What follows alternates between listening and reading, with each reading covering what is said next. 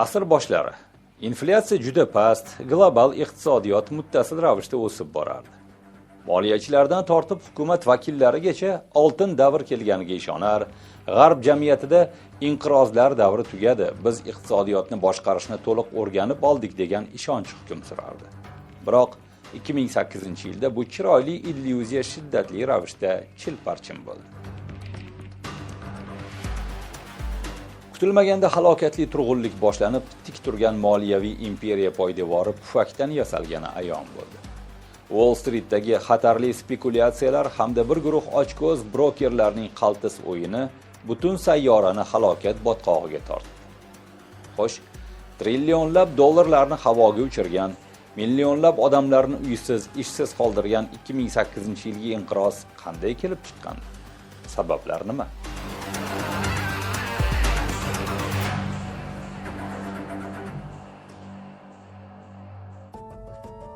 ...2008-yilgi global moliyaviy inqiroz AQShda boshlandi. Uning asosiy shart-sharoitlari ham aynan shu yerda yillar davomida shakllanib kelgan edi.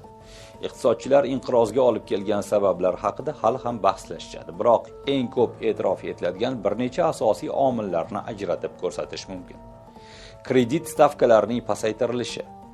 2000-yillarning boshida AQShda dot-com pufagi oqibatlarini yumshatish uchun foiz stavkalari keskin ravishda pasaytirila boshlandi. Federal zaxiraning asosiy stavkasi 2000-yil may oyida 6,5% ni tashkil etgan bo'lsa, bu ko'rsatkich 2001-yilning dekabriga borib 1,75% gacha tushirildi. Past stavkalar sabab banklar arzon kreditlarga ega bo'ldi. Natijada ular iste'mol kreditlari va ipotekalarni ko'proq bera boshladi. Hatto ishonchsiz qarz oluvchilarga ham qarz ajratildi. Bu esa ipoteka kreditlari hajmining keskin oshishiga va ko'chmas mulk bozorida pufak paydo bo'lishiga olib keldi. Bu quyidagicha ro'y berdi. Pul arzonligi sharoitida banklar kreditlar uchun talablarni ancha yumshatdi. Qarz oluvchilarning kredit tarixiga, daromadiga va ish turiga qo'yiladigan shartlar kamaytirildi. Boshlang'ich badal ham kichraytirildi. Natijada ko'chmas mulkka talab keskin oshdi va uy narxlari juda tez qimmatlashdi. Qisqa muddatda xavf ostidagi ipoteka kreditlarining ulushi 2,5% dan 15% gacha oshdi. Shuningdek, o'zgaruvchan foiz stavkali ipoteka kreditlari paydo bo'ldi. Bu modelda dastlabki 2-3 yil davomida foiz stavkasi juda past bo'lgan. Odamlar hozir to'lovim kam-ku, keyinchalik daromadim oshsa yopib yuboraman yoki uyning narxi oshsa uni sotib foyda ko'raman degan o'y bilan katta miqdorda qarz ola boshladi. Biroq imtiyozli davr tugagach, foiz stavkalari bozorga qarab keskin ko'tarilgan va oylik to'lovlar odamlarning daromadidan ham oshib ketgan. Dastlab faqat foizlar yoki juda kichik miqdor to'langan, asosiy qarz esa muddat oxiriga qoldirilgan. Bu psixologik tuzoq edi. Odamlar bugungi arzon to'lovga uchib, kelajakdagi ulkan majburiyatni hisobga olmay qo'yadi. O'z navbatida banklar ham ehtimoliy xatarni juda ham past baholay boshladi. Qarz oluvchi to'lovni to'xtatsa ham, bank garovdagi uy yoki kvartirani ochiq bozorda qimmatroq narxda sotib yuborishi mumkin. Narxlar kundan kunga oshib borayotgan sharoitda qarzning ham o'sib borishi katta xavf sifatida ko'rilmayotgan edi. Ipoteka obligatsiyalari. Banklar endi ipoteka kreditlarini birlashtirib, ularni obligatsiyalar MBC ko'rinishida boshqa moliyaviy tashkilotlar va investorlarga sota boshladi. Bunday obligatsiyalarni sotib olgan investorlar kreditlar bo'yicha to'lanadigan foiz va asosiy qarzdan ulush olish huquqiga ega bo'lardi. Ipoteka obligatsiyalari dunyo bo'ylab juda ishonchli aktiv sifatida sotiladi. Ularga nafaqat boy investorlarning mablag'lari, balki oddiy ishchi va xizmatchilarning pensiya jamg'armalari, odamlarning hayoti va mulkini sug'urta qiluvchi tashkilotlarning zaxira mablag'lari ham yo'naltirila boshlandi. Banklar mijozlarning depozit pullarini ko'proq foyda ko'rish maqsadida ushbu obligatsiyalarga tikadi. Natijada pufak yorilganda uy-joy bozoriga umuman aloqasi bo'lmagan va kredit olmagan o'qituvchi, hamshira yoki kichik tadbirkor ham o'z pensiya jamg'armasidan yoki bankdagi omonatidan ayrildi. Sodda qilib aytganda, banklar substandart kreditlarni ishonchli kreditlar bilan bir savatga solib, yuqori sifatli obligatsiya sifatida qadoqlashdi. Reyting agentliklari ham ularga eng yuqori bahoni berishgan. Investorlar nima sotib olayotganini to'liq tushunishmagan, lekin ular juda foydali narsaga pul tikkaniga ishonishardi. Qonunchilikdagi o'zgarishlar. Banklar ehtimoliy yo'qotishlarni qoplash uchun ma'lum miqdorda o'z kapitaliga ega bo'lishi shart. Ammo 2004-yilda AQSh qimmatli qog'ozlar va birjalar komissiyasi bu talablarni yumshatadi. Oddiy tilda aytganda, bu qaror banklarga cho'ntagida bor pulidan bir necha barobar ko'p qarz berish imkonini beradi. Xususan, ilgari banklar o'zining $1 puliga $12 qarz bera olgan bo'lsa, endi bu chegara $1 ga $33 nisbatgacha kengayadi. Bu banklarga ulkan foyda keltirdi, lekin ularni juda zaif ham qilib qo'ydi. Bozor bor yo'g'i 3% ga pasaysa ham, bank butun kapitalni yo'qotishi mumkin bo'lib qoldi.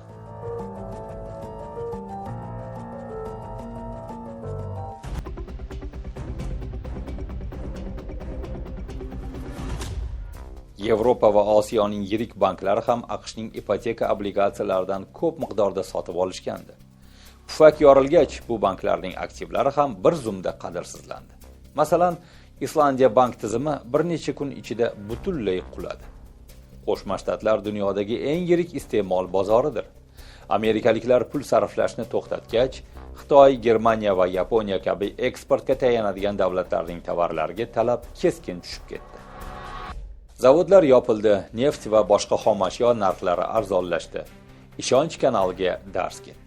AQShdan tashqaridagi banklar ham nafaqat mijozlarga, balki bir-birlariga ham pul qarz bermay qo'yishdi. Bu likvidlik inqirozi sifatida baholandi. Pul oqimining to'xtashi esa butun dunyo bo'ylab biznes faolligini muzlatib qo'ydi.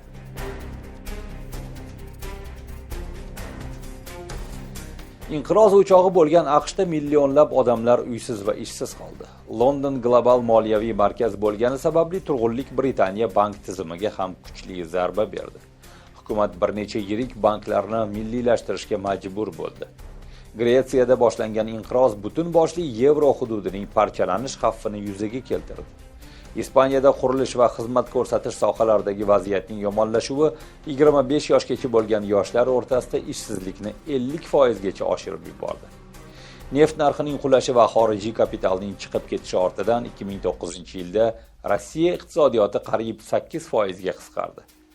AQSh va Yevropada iste'molning keskin tushib ketishi eksportga asoslangan Xitoy iqtisodiyoti uchun haqiqiy shok bo'ldi. Minglab fabrikalar yopildi. Qishloqlardan shaharlarga borib ishlayotgan qariyb 20 milliondan ortiq ichki migrantlar ishsiz qoldi. Eksport quladi. Shunday sharoitda rasmiy Pekin inqirozga qarshi tarixiy deya baholanadigan chora-tadbirlar rejasini e'lon qildi. 4 trillion yuanlik o'sha davrdagi kurs bo'yicha taqriban 586 milliard dollar yoki mamlakat yalpi ichki mahsulotining 12,5% miqdoridagi iqtisodiy rag'batlantirish paketi qabul qilindi.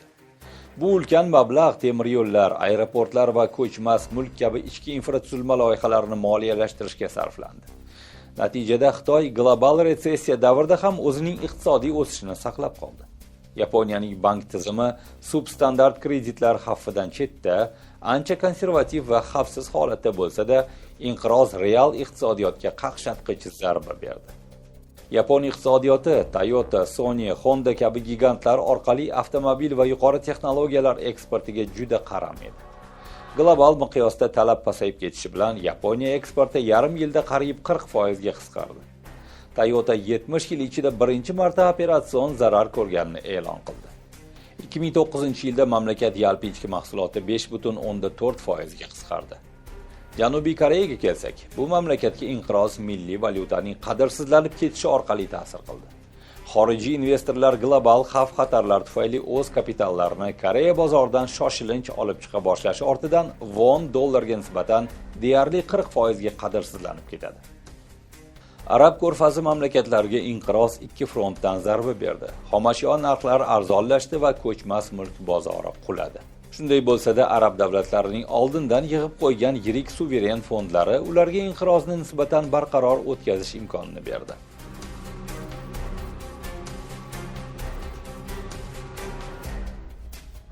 O'zbekistonning bank moliya tizimi xalqaro moliya bozorlariga kuchli integratsiya bo'lmagani va yopiq siyosat yuritilgani sababli mamlakatda g'arb davlatlaridagidek to'g'ridan-to'g'ri bankrotliklar kuzatilmaydi.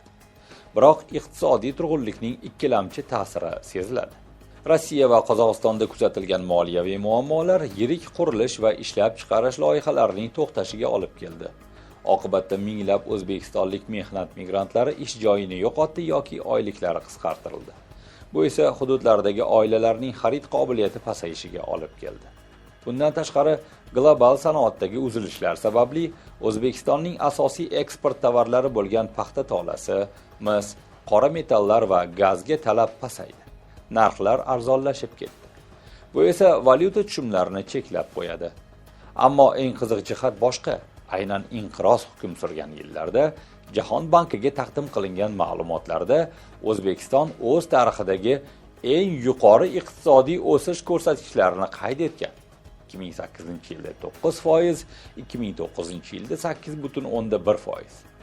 Statistik ko'rsatkichlarning chizilishi odatiy holga aylangan o'sha davrlarda haqiqiy iqtisodiy vaziyatning qanday bo'lgani noma'lum.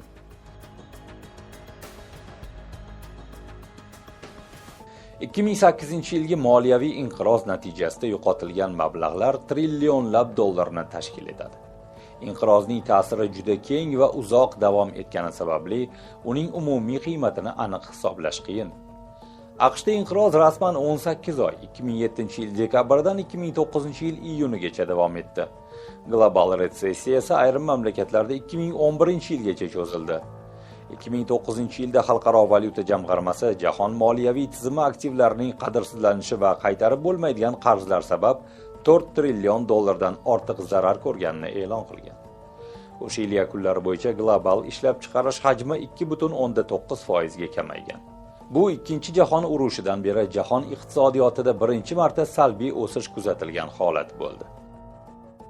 2012-yil aprel oyida AQSh Moliya vazirligi yo'qotishlar bo'yicha taxminiy hisob-kitoblarni e'lon qiladi. Unga ko'ra, Qo'shma Shtatlarda uy xo'jaliklarining umumiy boyligi 19 trillion 200 milliard dollarga kamaygan. Bu asosan ipoteka kreditlari bo'yicha defoltlar tufayli uy-joylarning yo'qotilishi va inqirozdan keyin yuzaga kelgan ommaviy ishsizlik bilan bog'liq.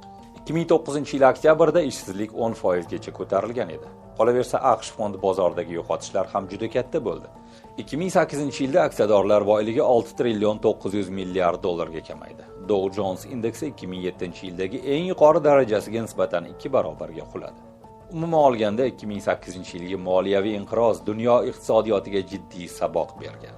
Eng muhim xulosa shundan iborat bo'ldiki, moliyaviy tizimdagi haddan tashqari risk va nazoratning yetarli emasligi global falokatga olib kelishi mumkin. Inqirozdan keyin ko'plab davlatlar bank tizimini qat'iyroq tartibga solishni boshladi.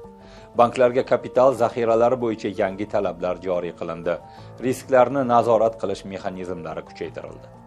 Bugungi kunda ham iqtisodchilar 2008-yilgi inqirozni zamonaviy kapitalizm tarixidagi burilish nuqtasi deb hisoblaydi. Chunki bu voqea global moliya tizimining naqadar o'zaro bog'liqligi va zaifligini yaqqol ko'rsatib bergan.